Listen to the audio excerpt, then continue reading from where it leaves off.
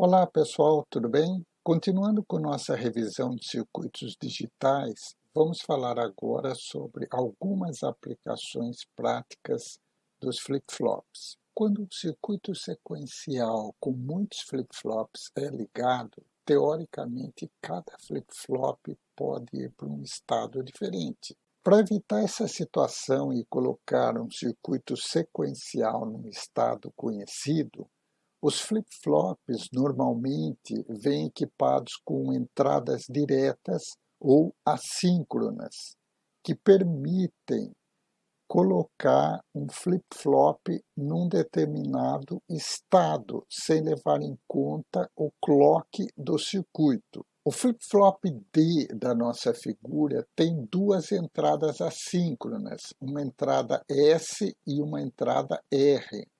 Note que essas duas entradas são ativas em zero. Esse pequeno círculo significa que quando eu colocar zero nessa entrada ou nessa entrada, elas vão ser ativadas. A tabela da verdade desse flip-flop tipo D pode ser interpretada da seguinte forma: quando eu coloco zero na entrada assíncrona S e 1 na entrada assíncrona R, a minha saída aqui apresenta o valor 1, ou seja, eu coloco o flip-flop no estado 7, sem levar em conta o clock e a entrada D. Quando eu coloco 0 na entrada reset e 1 na entrada set, aparece um 0 na saída Q, ou seja, eu vou para o meu estado reset. Se as entradas S e R forem 0 e 0, o flip-flop apresenta uma saída indefinida, ou seja, ele pode ir para um estado indesejado. Por outro lado, se as entradas S e R estiverem com o valor 1, o funcionamento do flip-flop D passa a ser idêntico ao que vimos anteriormente, ou seja, na borda de subida do clock, se a entrada D tiver o valor 0, a sua saída Q vai copiar 0. E se na borda de subida do clock a entrada D tiver o valor 1, na saída Q o flip-flop vai copiar esse valor 1 também. Outra aplicação dos flip-flops é armazenar os valores de saída de um circuito combinacional. Como nós vimos anteriormente, as variações nas entradas de um circuito combinacional são copiadas para suas saídas depois de um certo atraso. Para evitar esse tipo de variação indesejada, nós podemos usar um conjunto de flip-flops para armazenar os valores que vão ser processados. O diagrama esquemático dessa transparência mostra que as saídas X, Y e Z do nosso circuito combinacional são transferidas para os flip-flops Q1, Q2 e Q3 na borda de descida do clock. Note que esse pequeno círculo aqui no clock dos flip-flops mostra que os flip-flops copiam o valor na borda de descida. Esse é um exemplo de transferência paralela de um dado binário. Os 3 bits X, Y e Z são transferidos simultaneamente. Um registrador é composto essencialmente por um grupo de flip-flops. Nessa figura, nós vemos a transferência de dados entre dois flip-flops, flip-flop A e flip-flop B. Note que a transferência ocorre novamente na borda de descida do clock, ou do pulso transfer. Como as transferências são feitas depois do pulso de clock, nós falamos que houve uma transferência síncrona. É possível fazer uma transferência assíncrona de dados usando as entradas diretas de preset e clear. Quando essa entrada transfer é colocada no nível alto, uma das saídas da porta NIND vai para o nível baixo, dependendo do valor de A ou A barrado. Esse nível baixo de preset ou de clear vai setar ou resetar o nosso flip-flop B para o mesmo estado do flip-flop A. O diagrama dessa transparência mostra como é feita uma transferência paralela e síncrona de dados. Após a borda de subida do pulso transfer, o registrador Y e o registrador X vão ter os mesmos dados. Note que na transferência paralela não se altera o conteúdo do registrador, que é a fonte de dados.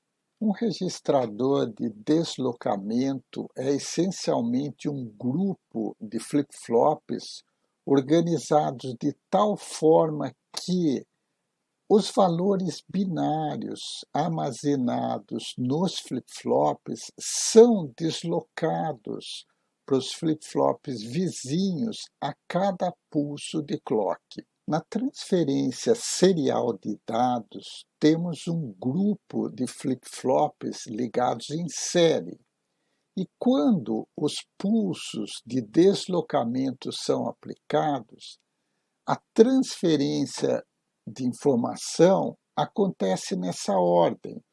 O valor de x2 é transferido para x1, o valor de x1 foi transferido para x0 e assim sucessivamente, como ilustra essa tabela aqui embaixo. O flip-flop JK ele tem a seguinte característica: se eu colocar 1 e 1 nas entradas JK, quando a borda de descida do clock chegar, o valor de saída do flip-flop é complementado.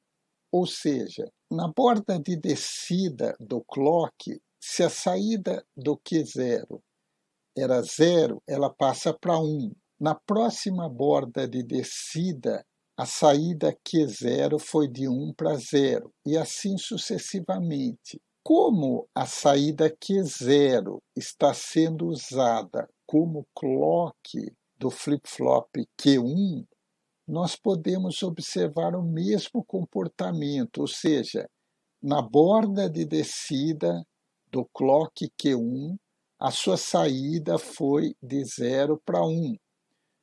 No próximo clock, na borda de descida, a sua saída foi de 1 para 0, e assim sucessivamente.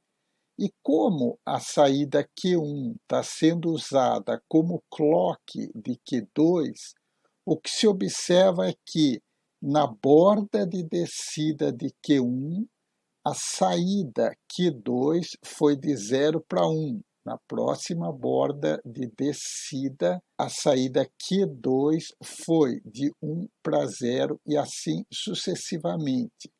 Com essa configuração, nós podemos construir um divisor de frequência. Note que a frequência de Q0 é metade da frequência do clock. A frequência de Q1 é a metade da frequência de Q0, e assim sucessivamente. O circuito da transparência anterior pode também funcionar como um contador binário.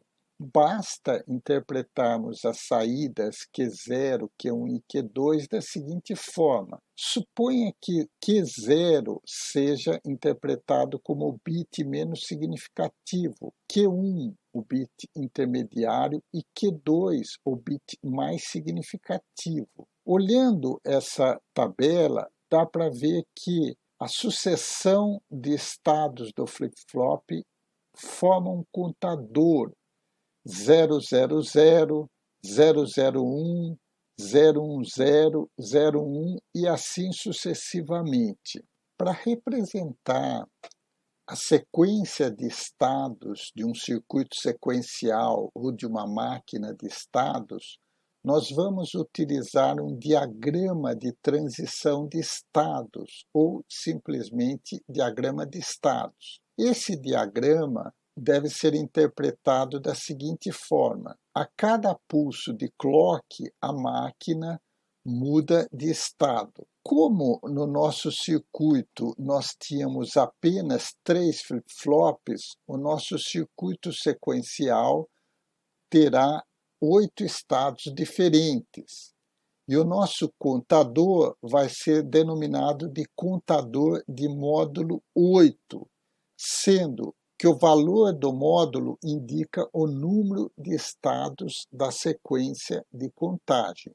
Se a saída do último flip-flop for ligada na entrada do primeiro flip-flop, dizemos que este é um registrador de deslocamento.